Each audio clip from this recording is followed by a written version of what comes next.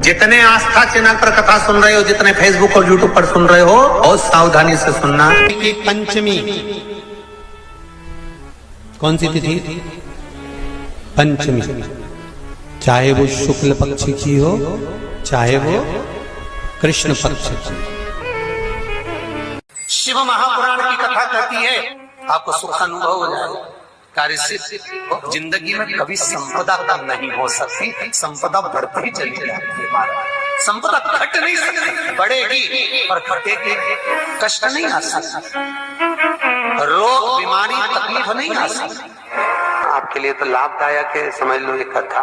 शास्त्र कहता है कि जिसके घर में संपदा की कमी हो, पैसा आ ही नहीं रहा हो, सब तो उलझ गया हो, बहुत टेंशन चल रहा हो, पंचमी तिथि के दिन गन्ने का रस जानते हो? ईख का रस, गन्ने का रस तुलसी जी के क्यारे में हाथ में लेकर 7 बार अपना नाम और गोत्र बोलकर छोड़ दो, जिंदगी में 3 साल में तो करोड़पति बनकर बैठ जाओगे, अभी लक्ष्मी की कमी नहीं आ सकती। तैयारी में बैठे रहोगे कि फिर पंचमी तिथि आए।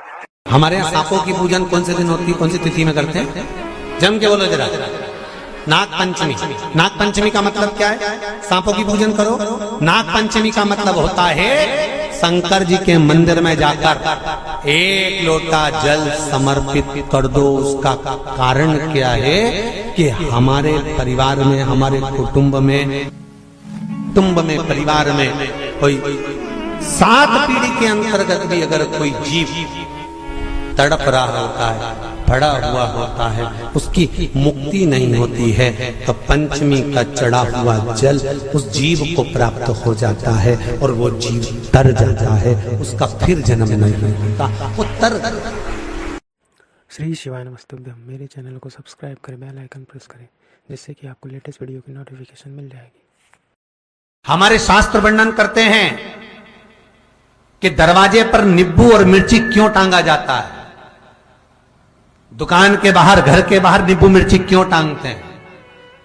क्योंकि लक्ष्मी और दरिद्रता, इन दोनों देवियों को भगवान विष्णु का वर है कि ये प्रतिदिन भूमंडल पर विचरण करने के लिए जाएंगी। प्रतिदिन, रोज, प्रतिदिन लक्ष्मी और दरिद्रता दोनों भ्रमण के लिए निकलेंगे। और जिसके घर में मिष्ठान रखा होगा, उसके घर में लक्ष्मी मीठा खाने के लिए अंदर प्रवेश कर जाती है। और नींबू और मिर्ची दरवाजे पर इसलिए बांधते हैं कि दरिद्रता हमारे घर में प्रवेश ना करे, वो दरवाजे से खाकर ही चली जाए, दरवाजे से। एक बात बहुत ध्यान रखना, जिसके घर में फ्रिज में, डलिया में या रसोई घर में नींबू और मिर्ची ये दोनों एक ही जगह रखे रहते हैं, उसके घर में कभी शांति नहीं रहती है। सास बहू का, ननंद भाभी का, भाई भाई का, परिवार में कुछ ना कुछ क्लेश जरूर ही होगा। 4 दिन अगर अच्छे निकल गए तो 5वें दिन क्लेश का जाएगा, 5 दिन अच्छे निकल गए, 6ठा दिन क्लेश का जाएगा।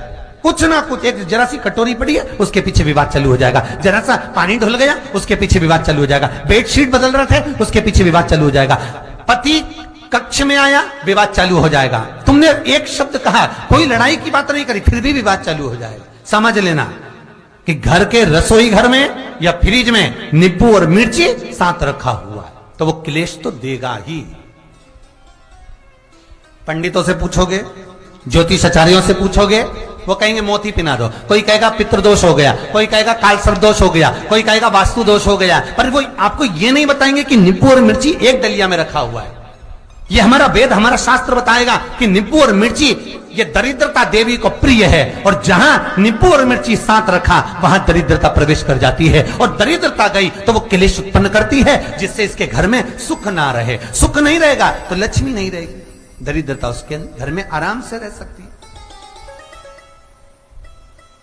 अब बहुएं कहीं किसी से पूछ रही, सास किसी से पूछ रही हमारे घर में शांति नहीं है, हमारी बहू बहुत अच्छी थी पहले, बहुत क्लेश करती है, हमारी सास बहुत अच्छी थी, बहुत क्लेश करती है, घर में विवाद इतना ज्यादा होता है गुरुजी, जरा सी बात के पीछे विवाद होगा इतना बड़ा फैल जाएगा, पति पत्नी में जरा सी बात होगी इतना बड़ा फैलाना हो जाएगा, बच्चों को थोड़ा सा समझाओ इतना बड़ा फैलाना हो जाएगा। कारण क्या है? उसका कारण है तुम्हारे घर में जरूर एक डलिया के अंदर नींबू और मिर्ची या फ्रिज के एक बॉक्स के अंदर नींबू और मिर्ची रखा हुआ है, उसका क्लेश तुम्हारे यार रहेगा ही,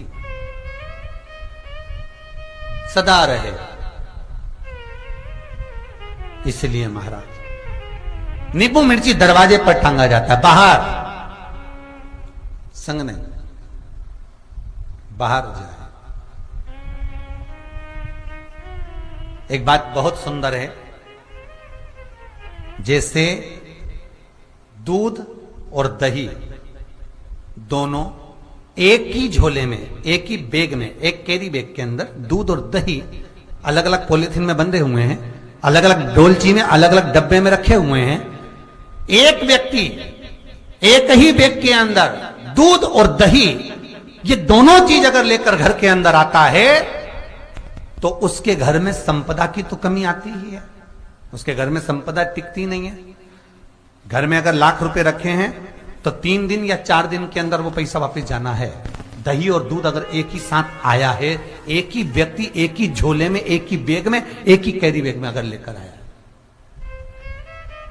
उसी तरह नींबू और मिर्ची का भी क्रम है महाराज। कई कई सब्जी वाले उसको एक साथ बांध देते, नहीं नहीं नींबू भले अलग बैग में डाल लो, पन्नी में अलग बांधकर या झोले में अलग बांधकर मिर्ची रख लो, वो चल जाएगा, पर एक साथ अलग हो महाराज। मेरे को मालूम है दरिद्रता कि तेरे को खट्टा और तीखा पसंद है, इसीलिए महाराज हमारे हिंदू धर्म में बेटी की विदाई में 4 चीजें नहीं दी जाती। बेटी की विदाई में 4 चीजें नहीं देते। पहली झाड़ू, दूसरी सुई, तीसरी चलनी और चौथा अचार की बरनी। ये बेटी के कन्यादान में, बेटी की विदाई में नहीं देते। बड़ी दे दो, पापड़ दे दो, ये चल जाएगा, पर बेटी की विदाई में, बेटी के कन्यादान में ना तो झाड़ू जाएगी, ना सुई जाती है, ना चलनी जाती है, ना अचार की बरनी जाती है। और मेरा निवेदन है, अगर बेटी को तुम्हारे घर का, तुम्हारे हाथ का अचार कितना भी पसंद हो और बेटी के मम्मी बना के दे दे, नहीं मत देना, क्योंकि बेटी तन, मन और धन ये 3 चीजों से दुखी रहेगी। अगर मां ने अचार दे दिया तो बेटी के घर में या तो तन से दुखी रहेगी, या मन से दुखी रहेगी, या धन से दुखी रहेगी। बेटी को ये 3 दुख तो रहेंगे ही। कई लोग तो अपनी बहू से कहते हैं, बेटा तू मायके जा रही, तेरी मम्मी के हाथ का अचार अच्छा लगता है, लिया ना बांध के। अब उनको कौन समझाए? तुमने तो कह दिया बांध के लिया ना, पर उसको समझो तो सही, क्यों नहीं लाना है? नहीं। महाराज दरिद्रता देवी को क्रोध आ गया। लक्ष्मी जी के साथ नारायण जाने लगे तो लक्ष्मी जी बोली, रुको प्रभु, मेरी बहन पीपल के पेड़ के नीचे बैठी है, आप कृपा करो। भगवान विष्णु ने कहा, सुनो लक्ष्मी, लक्ष्मी और नारायण इस पीपल के वृक्ष के नीचे आकर दरिद्रता देवी से मिले हैं। 7 दिन तक पूरे सप्ताह पीपल के वृक्ष के नीचे लक्ष्मी और नारायण का वासा होगा। जो पीपल के वृक्ष के नीचे आकर दीप जलाएगा, पूजन करेगा, पाठ करेगा, उसको संपदा की प्राप्ति होगी। इतने में दरिद्रता देवी खड़ी हो गई और दरिद्रता ने कहा, वाह नारायण वाह, क्या बात है आपकी, पीपल के वृक्ष के नीचे तुम मिलने के लिए आए, मैं तो पहले से बैठी थी। 7 दिन तुमने अपने कर लिए, इसमें 1 दिन मेरा होगा। भगवान ने कहा, कौन सा? तब दरिद्रता देवी कहती है, रविवार का दिन पीपल के वृक्ष के नीचे ये दरिद्रता देवी विराजमान रहेगी। अगर रविवार के दिन कोई पीपल के वृक्ष के नीचे आएगा तो उसके साथ दरिद्रता देवी उसके घर में प्रवेश करेगी। इसलिए शास्त्र रीति में भगवान विष्णु ने उसी समय पलटवार करते हुए कह दिया, अरे ओ दरिद्रता सुन, पीपल के वृक्ष के नीचे अगर कोई रविवार को आया और कोई पूजन की सामग्री लेकर आया हाथ में कुछ ना कुछ उसके हुआ, खाली हाथ आया तो तू उसके घर में प्रवेश करेगी, और अगर भरा हुआ हाथ रहा तो तू उसके यहां प्रवेश नहीं कर सकती। ठीक है प्रभु, वचन दे दिया भगवान ने। इतने में दरिद्रता देवी भगवान विष्णु से बोली, प्रभु सारे देवताओं के पीछे अधर्म बैठा हुआ है,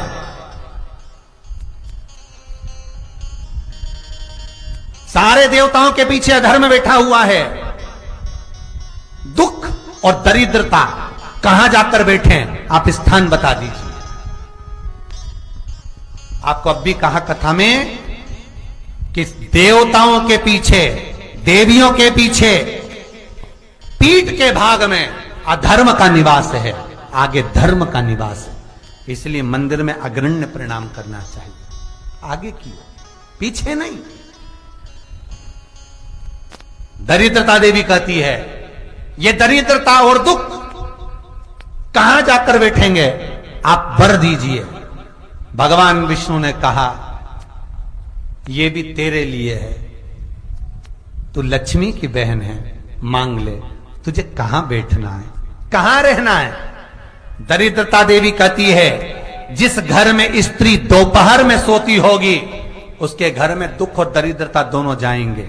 जिनके घर में कांटेदार पेड़े लगे होंगे, पौधे लगे होंगे, उनके घर में दुख और दरिद्रता दोनों जाएंगे। जिनके घर में रात्रि में बासी बर्तन पड़े रहेंगे, उनके घर में दुख और दरिद्रता दोनों जाएंगे। भगवान विष्णु बोले ठीक है। इतने में दरिद्रता देवी बोली, सारे देवताओं में प्रथम मान्य होने वाले श्री गणेश जी महाराज के पीठ के पीछे कोई नहीं बैठा, अधर्म नहीं बैठा। आप हमें वर दो कि दरिद्रता और दुख गणेश जी की पीठ के पीछे विराजमान होंगे, पृष्ठभाग में दरिद्रता और दुख दोनों रहेंगे। वर दो आप। लक्ष्मी, वो कौन से दो स्थान हैं जहां तू जाना पसंद नहीं करती? लक्ष्मी, वो कौन से दो स्थान हैं जो व्यक्ति धारण करता है तो उस व्यक्ति के पास में से 2 साल में, 4 साल में, 6 साल में, 8 साल में तो रुष्ट होकर चली जाती है? वो स्थान कौन से हैं? तो 2 स्थान माता लक्ष्मी ने बताए हैं। पहला, फूटे हुए बर्तन में भोजन करना। कौन से बर्तन में? जम के बोलिए जरा। जो टूटा बर्तन होता है, खंडित बर्तन होता है, फूटा हुआ बर्तन होता है, कहीं गिलास की किनोर टूट गई है, कहीं कटोरी की किनोर टूट गई है, कहीं थाली की किनोर टूट गई है, और तुम कहीं प्लेट की किनोर टूट गई है और तुम उसमें भोजन कर रहे हो, तो टूटे हुए बर्तन में भोजन करने वाले के पास में लक्ष्मी छिन्न हो जाती है, उसका भाग्य भी फूटे हुए बर्तन की तरह हो जाता है। ये लक्ष्मी का। और दूसरा, फटे हुए वस्त्र धारण करने वाले का भाग्य भी फटे हुए वस्त्र की तरह, जैसे फटा हुआ कपड़े का रेसा रेसा निकलता है, उसी तरह फटे हुए वस्त्र धारण करने वाले की भी जिंदगी में परिश्रम का रेशा निकलता रहता है, पर उसको सुख का भान नहीं होता। आज के जमाने में ये फटे हुए कपड़ों का फैशन आ गया, ये बड़ा दुख की घड़ी है।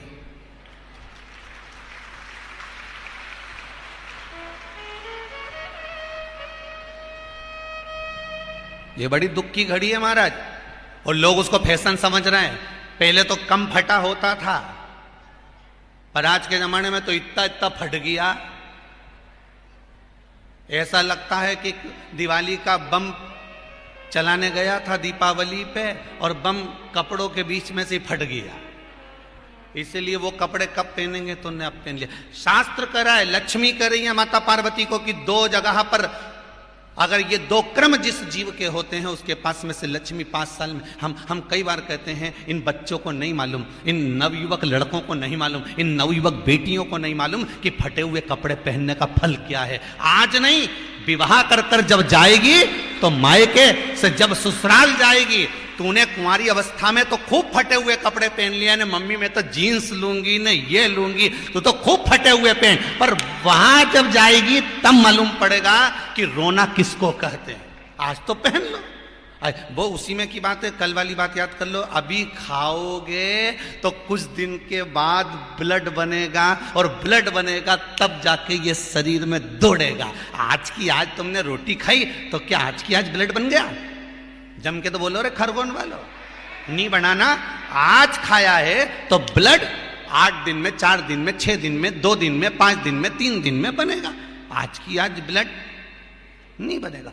आज खाया तो 2 दिन में ब्लड तैयार होकर तुम्हारे शरीर में दौड़ेगा, शरीर में दौड़ेगा तो तुम्हारा शरीर भी चलेगा। उसी तरह तुमने अगर युवानी अवस्था में, कुंवारी अवस्था में ये फटे हुए कपड़े पहने हैं, तो जब तुम्हारी अवस्था बढ़ेगी ना, आज नहीं रोना पड़ रहा। आज के जमाने में तो फैशन है साहब, फैशन है तो आज पहन ले, बाद में रो ले, रो बाद में बैठ।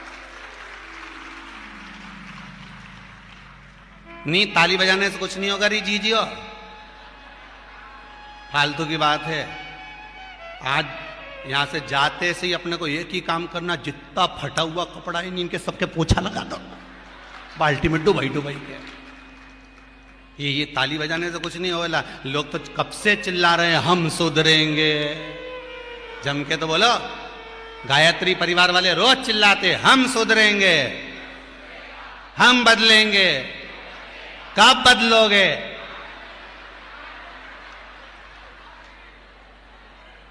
जबरदस्ती का चिल्लाता फिरो हम बदलेंगे, हम बदलेंगे।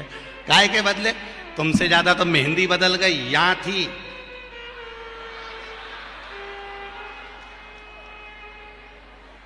और बची कुची थी तो यहां पहुंच गई। यहां और पूर्णा कथा करने गए हड़पसर में, तो वहां पूछ लिया हमने हड़पसर में जाकर, तो हमने पूछा तनु इधर आ बेटा। अब जजमान के घर की छोरी, हमने कहा बेटा ये तूने क्या करा? अरे गुरुजी वो टेटू है, नहीं टेटू बनवाया है। हमने कहा कितने का बनवाया? अरे गुरुजी 700 रुपए का। हमने कहा तुम मुंबई पूना वाले फालतू का खर्चा करते हो, 700 रुपए का कहीं गाय को चारा देते तो बेचारी 2-4 दिन तक खाती।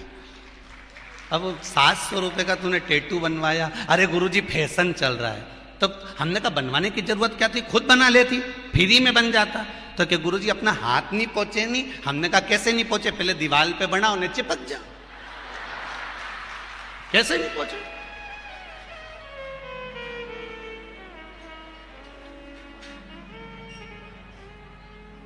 हम सुधरेंगे। अच्छे से तो अब तो तुम एक बार भी नहीं बोले। डाउन। हम सुधरेंगे, हम बदलेंगे। बस तो फिर आज बिल्कुल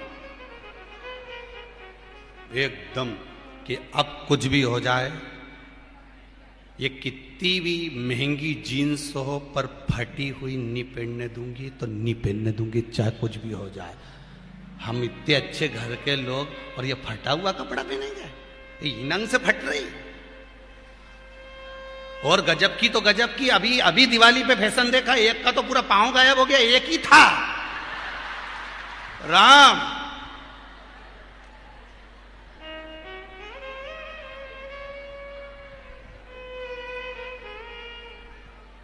ए सुधर जाओ रे, जितने सुन रहे हो, नहीं तो सिधर जाओ रे। सुधरना जरूरी है।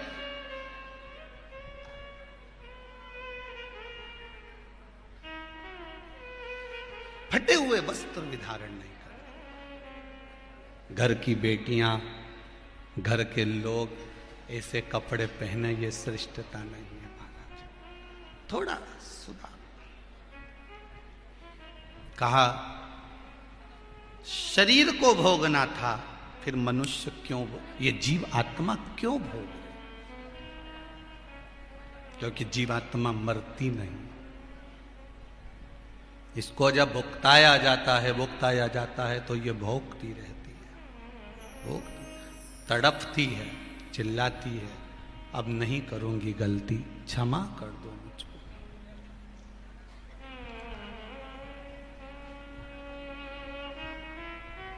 बहुत कहते। कोई कहता है गुरुजी मैंने इतने पंडाल में कथा सुन ली, फिर भी मेरा बाबा नहीं सुन रहा। मैं इतनी बार धाम पर आ गई पर मेरा बाबा नहीं सुन रहा। मैं इतनी बार जल चढ़ाने के लिए मंदिर पहुंच गई तो भी मेरा बाबा नहीं सुनता। मैंने पशुपति व्रत इतनी बार कर लिए तो भी मेरा बाबा नहीं सुनता। नहीं सुनता तो क्या बाबा से झगड़ा कर लोगे? क्या बाप और बेटी का रिश्ता खत्म हो जाएगा?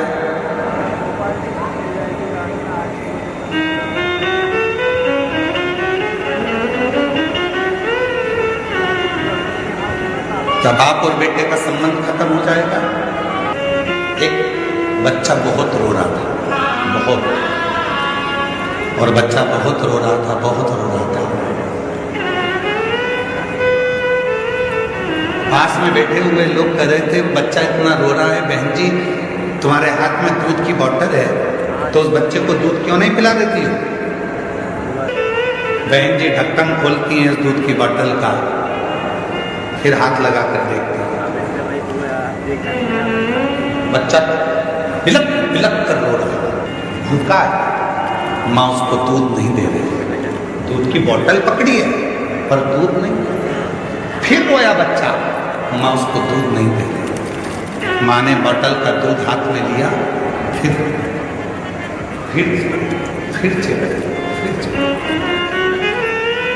जब दूध हाथ में है ही तो दे दे बच्चे के मुख में, पर माँ नहीं दे रही। भले बच्चा कितना भी रोए, कितना भी बिलखे, पर माँ उसको दूध नहीं दे रही। क्यों? क्योंकि दूध अभी गर्म है।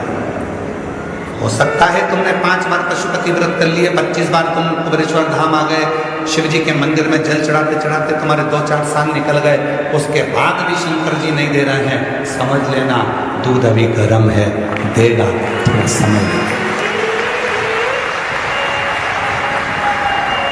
देगा।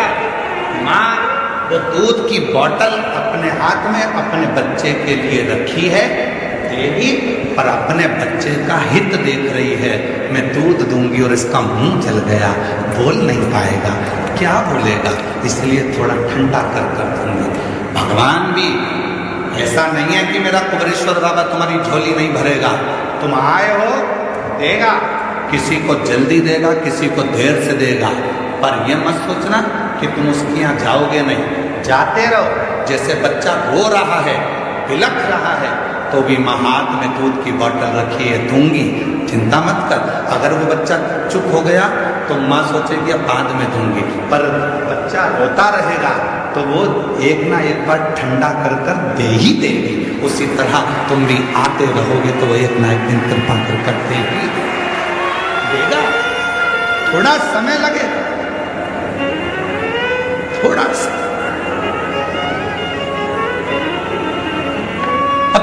तुम्हें तो जल्दी है, नहीं बाबा मुझे तब भी दो, नहीं बाबा मुझे तो देना ही पड़ेगा। वो बहन सतना वाली बोल के गई है, हर महीने आ जाती थी कुबेरेश्वर धाम पर, शाम की आरती करती थी प्रदोष काल की। शाम की आरती कर कर बाबा से झोली पसार कर जब स्तुति होती है, उस स्तुति को कर कर मैं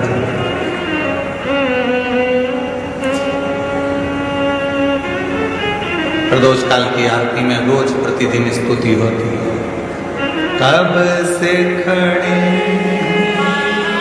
झोली पसार, क्यों न सुने तू मेरी पुकार, तेरा ही सहारा है मेरे तेरा ही सहारा है मेरे देवा। मैंने तुम्हें ही पुकारा है मेरे देवा, मैंने तुम्हें ही पुकारा है मेरे। हम उसको रोज विनय करें, रोज पुकारें। माँ दूध ठंडा कर कर अपने बच्चे को जरूर देती है। परमात्मा देख लेता है अभी समय अनुकूल नहीं है, थोड़ा रुक, मंदिर जाते रहे, लोटा भर के जल चढ़ाते रहे, कुबेरेश्वर धाम आते रहे, कथा सुनते रहे, पंडाल में बैठकर विनय करते रहे, वहाँ की मिट्टी को अपने शरीर पर लगाते रहे। बाबा कहते हैं एक दिन में तेरी झोली खुशियों से चटपुटा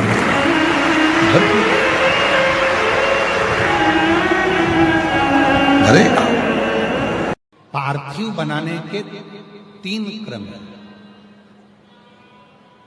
पार्थिव बनाने के 3 क्रम है। पार्थिव शिवलिंग का जो निर्माण करा जाता है उसके 3 क्रम है। रोग की मुक्ति के लिए अगर पार्थिव बनाया जाता है तो उस मिट्टी में थोड़ा सा जल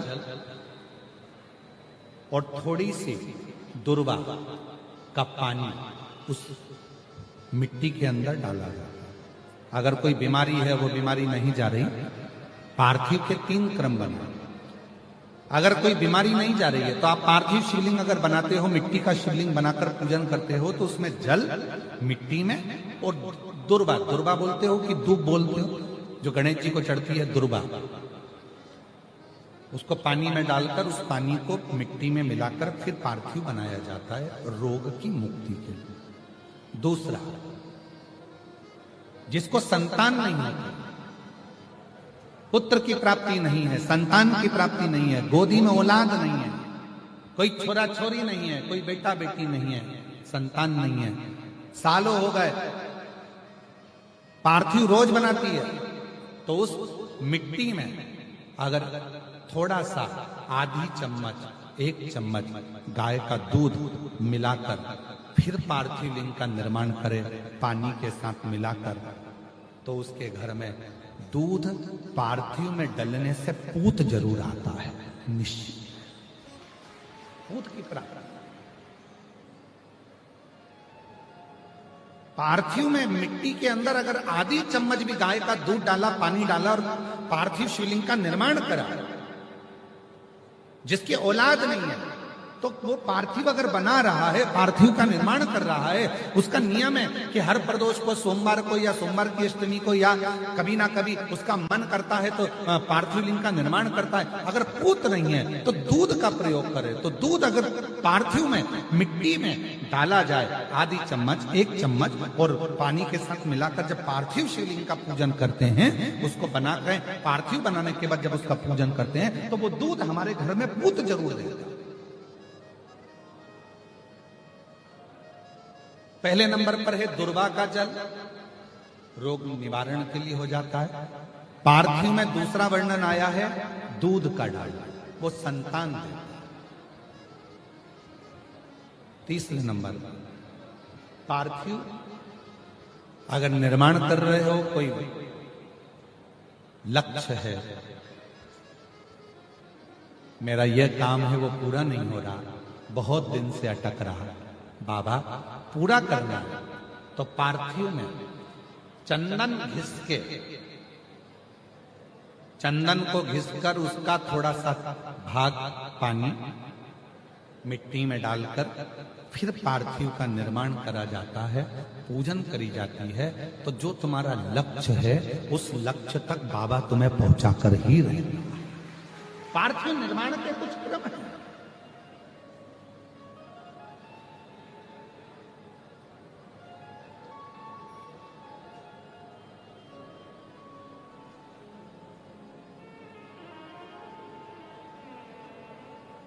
पार्थिव कैसे बनाया जाता है, किस कार्य के लिए बनाया जाता है?